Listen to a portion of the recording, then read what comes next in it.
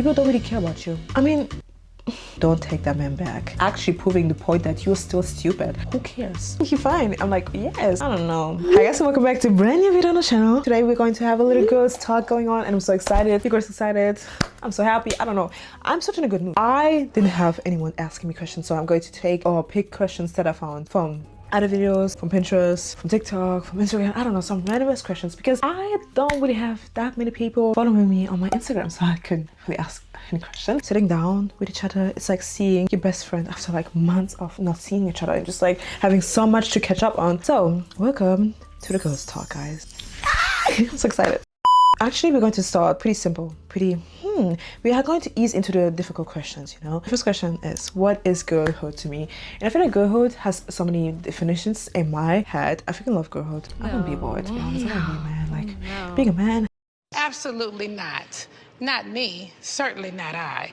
I feel like in some aspect it's difficult to be a man, and in some aspect it's difficult to be a woman. But I would choose to be a woman any day of the week, any day of the week, any day of the month, of the year. And I feel like girlhood for me is just like being there for each other, just being happy about the little moments, getting ready together, putting on makeup, just being able to trust in each other, to be able to be vulnerable. This is girlhood for me, because I feel like back then it was kind of hard for me to really open up to my friends. But last year, I don't know what I was going to, but girlhood, my friends, my girlfriends actually helped me get past the situation and past whatever I was going through. And I feel like this is for me girlhood. Just being there for each other, to support each other, to hype each other up. Let me tell you about the hyping each other up part. I freaking love it. Like, if I'm your friend, I'm going to hype you up regardless. If you have dreams, I'm going to hype you up regardless. I don't care what's going on, I'm always going to be there for you. And I feel like girlhood is something so special that no man can ever understand. Just be there for each other, trusting in each other, confiding in each other. And for me, this is just simply girlhood. Second question being, when is it time to leave a relationship? I don't know if this is really a reason, but for me, like, a reason is that if you're afraid to tell your friends or your close one something that happened, or the way someone is treating you, I feel like this is already like a sign that maybe this person is not for you. The moment you should leave a relationship is the moment you don't feel like yourself, when you don't recognize yourself, when you look in the mirror and just be like, oh damn, he's treating me that badly and I'm still staying. Just remembering, if my person, yes, I'm talking about my person, regardless of if you're in a relationship or not, I feel like it's always going to be your person. If your person would treat you this way, this is something I'm always asking myself, that when I'm talking to someone, some guy, and he's treating me a certain way, would my person actually treat me this way? Would he keep bringing me down over and over again? Would he talk down on my dreams over and over again? If the question is no, then I feel like we have no business talking to each other, literally. And I mean, no one is perfect. This is something I'm not going to say. I'm never going to say, because me, myself, I'm not perfect. No one is perfect on this earth. Only God is perfect. I feel like I can say whatever I want, but at the end of the day, you know your situation the best. And I'm just an outsider who might give you an advice, you know? So I would just say, guys, moving on to the next question that we have here. What is the most useful lesson you have learned this year? I feel like this entire week I was thinking about so many things, because I am currently on a digital detox. So I'm trying to limit my screen time. I'm trying to limit being on social media. I'm trying to limit everything, to be honest, and just be bored and live in silence.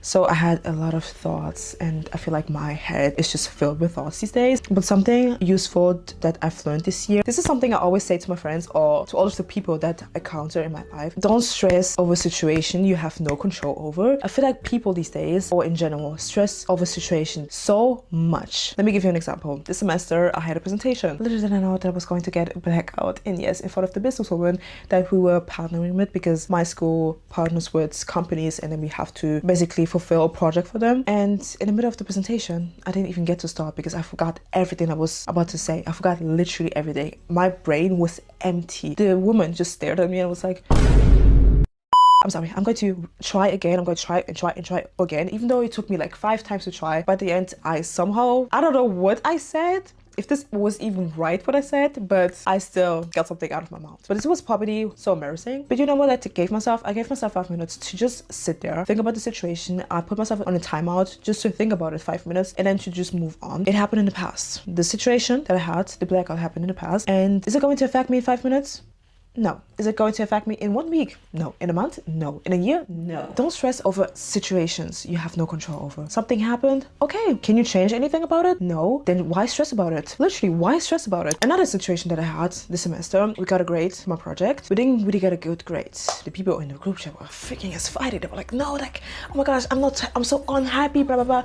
They were just basically just talking about the situation over and over again. I'm just like, wow, guys, it already happened. We already gave our presentation. We cannot cannot change anything about the fact. So why stress about it? Mind you, we're on summer break. Why are we thinking about this presentation that already happened freaking months ago? Stressing over situations sometimes is the kill of joy. And I feel like I'm a person who wants to enjoy her life to the fullest. I want to live a peaceful, stressless, and happy life, you know.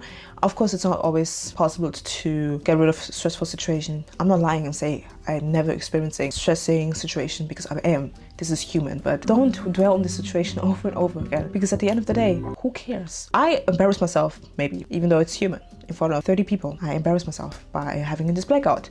Are they going to think about me in 5 minutes? No. 2 minutes? No. They don't really care, because people are so engrossed with their own presence. As selfish as it sounds, people don't really care about you. And also, it's been also helping that I've been Bible studying and just laying out all of my worries into God's hand. Lie your worries, all those moments, into whoever you believe in, because this has been so helpful, guys. I'm not even kidding. I'm feeling so much more better. I've been feeling wonderful, actually. Anyways, moving on to the next question here. What should I do when I have a crush on a guy? I'm a person who's like, okay, whenever I see a guy, I'm like, oh, he's fine. Ooh, he's fine. I'm like, yes, okay. But then I move on. That's the thing. That's why I never really developed a real crush. If I had a crush and I had to actually make a move on the guy, I don't know, I'm a woman who doesn't really like to make like the first move. I don't know, but I respect anyone who does that, just not me. I don't know, if I had to approach a guy, this is something I've been doing. I don't know if this is good or not, but like, if you see the guy that's your crush and maybe, I don't know, for some reason your eyes lock on each other, don't look away. Just like stare, like, but not creepy way. We're not doing that, but like just keep the eye contact going, you know. I don't know how to explain it, but like sometimes we just, I feel like just pretending that you don't like the guy. I mean, I like a hard to get woman, but like also life is too short, like literally too short. If I like the guy, I mean, I don't know. This is such a difficult question because I don't make the first move. So I'll be a hypocrite to just tell you, just go there. Just go up there, ask for his Instagram, for his number. I don't know. I respect those people, but that's just not me, you know? I don't know. I'm sorry. Probably not very helpful. I don't know. I don't know how to answer this question, so I'm so sorry if you really looked for an answer here, but maybe drop some little hints that are not that obvious, you know? Like the little eye contact thing, the little, you know, touchy, like, oh my gosh, it's so fun. Like, not that, because that's pick me, but like, I don't know, just like, you know, I don't know how to explain this. This is, I don't know. Okay, moving on to the next question that we have here, which is actually a statement. He blocked me, but still smirks and stares at me in real life. Girl, don't take that man back. He blocked you. In how many ways is he going to tell you that he doesn't want you, even though he looks at you and smirks? This is actually proving the point that you're still stupid. I'm sorry, but like this smirking, he knows that you're stupid and that you will come running back the moment he unblocks you. I'm sorry to say that, but that's just true. I don't know if you know the movie, but this is a movie called He's Just Not Into You. And guys, I feel like every woman should watch this movie. I haven't watched it, but I've seen a lot of clips on TikTok. Yes, I'm watching sometimes movies on TikToks, but that's beside the point. He's just playing with you. He doesn't want you. He just wants to see if you're still stupid. When the smirking is actually even disgusting. Ew, that's disgusting. It just shows me that he has too much of an ego. He's just like so sure of himself. I mean, it's not a bad thing to be sure of yourself, but like I prefer the quiet confidence. And this is just like the cocky confidence, and I don't really like it. Moving on to the next question that we have here. What would you have done differently in college? Oh my guys, college? A time was had last semester, or last year should I say, because I'm in my second year. I'm studying international business and I actually moved away into a whole new country. And something that I would definitely say is that the question is what I would have done differently. But I feel like I should tell you what to do the moment you enter college. Be open-minded. Don't close yourself off. There are so many people you're going to meet, especially at college, at parties, at events, at gatherings. There are so many people you're going to meet. And I feel like you should definitely be open-minded. Don't close yourself off. Don't feel like, oh my gosh, I don't know. Especially on the first weeks, guys. Something I can tell you, on the first weeks, please go out. Go out. Be outside. I'm sorry, but like be outside as much as you can. I feel like this is the perfect time to make connections, to make friends, because it's the first week, right? Go out. Make those connections, make those friends, have fun, have a blast, because those 4 years are probably going to be the best years of your life, especially if you make it your best years yet from the start, from the jump. Just enjoy the little moments, just enjoy it as much as you can. It's probably very important to not lose yourself. Don't lose yourself and don't do things that you don't want to do. Last year, I got into a situation with a guy. Oh my days. Oh, this is probably a situation that I would have done differently, but like I didn't really like the guy. I didn't even find the guy attractive, but I was like, oh my days, he likes me. I don't know, and I don't want to hurt his feelings, but no. if you don't feel comfortable, if you don't feel good in your skin, because this is also one of the main reasons I was probably not posting on social media as much, because I was not feeling insecure, but I was not feeling right. I was not comfortable in myself. This is probably what I would tell everyone. Listen to how your body feels, how you feel. Please don't ignore the red flags, especially when you get to know guys. Please don't ignore the red flags. And this is something that I've done before, and no, I would not recommend it to anyone out there. Don't ignore the red flags, please. Please, I beg. Something else, I don't know, just enjoy college. College for me is like the 4 years that I get are 4 years where I can just be me, discover myself, just have fun before the real adulthood starts. So enjoy those moments, guys, and don't be negative. Like, literally don't be negative. This is something I would also do differently in college. Don't be so negative all the time. Why do you keep complaining about this thing? Why do you keep complaining about that? Just enjoy the moment, live in the present. Moving on to the next question that we have here. How do you handle rejection? Oh my gosh, guys. Okay, so for me, rejection is redirection. I always say that. Rejection is redirection, and I should not dwell on the past. And this is something you all should also remember, guys. Oh, something else that I do is to just busy myself even further. The same thing happens when I like someone. I just like busy myself so much. I try new hobbies. I try to be active on social media. I don't know. I do everything except like to think about the person. Another question that I got here is, do you believe in second chances? And I would say I do believe in second chances, especially because I change for the better. It's important sometimes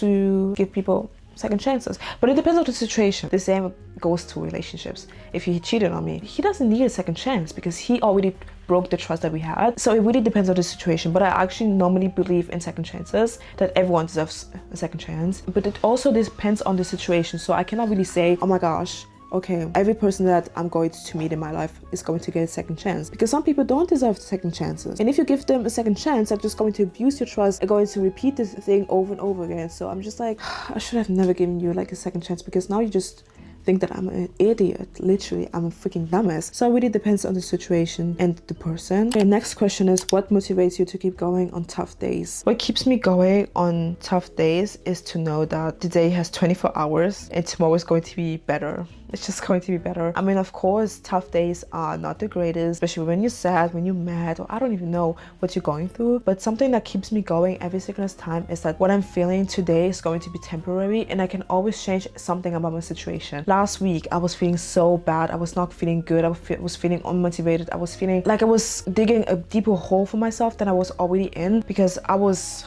basically just in the ruts and just not really feeling good. Just by lying on my bed and being on TikTok 24/7, just scrolling, it was not going to help me. So one day I just woke up and just was like, okay, get yourself up and take care of yourself mentally and physically. Take care of yourself, because if you don't do that, who's going to do that for you? There's only one esthia, there's only one person. So I always remind myself of that because we go through tough days doesn't mean that it's the end of the world. Better days are ahead, and I feel like I have so many moments that have proven that, but I still give myself like the time to fully feel my emotions. And this is also something that's been really helping me to fully feel my emotions. I feel like as a child, especially as a big sister, I feel like I couldn't fully express myself in my emotions. Whenever something bad would happen, which would make me cry, I would just go to the bathroom and just like, you know, cry on the floor, just like cry without a sound, without a freaking sound, which is really unhealthy. I didn't allow myself to fully feel my emotions. Now, something that I've been actually practicing over the past years is to just, if I'm feeling sad,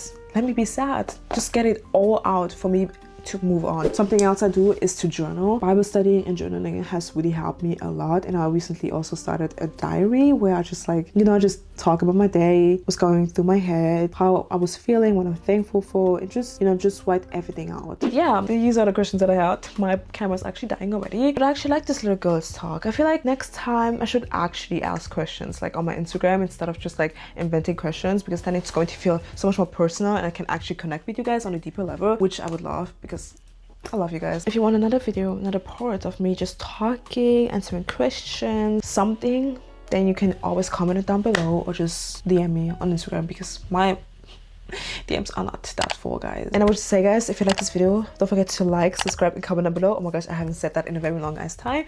Be yourself, and I will love you. Bye.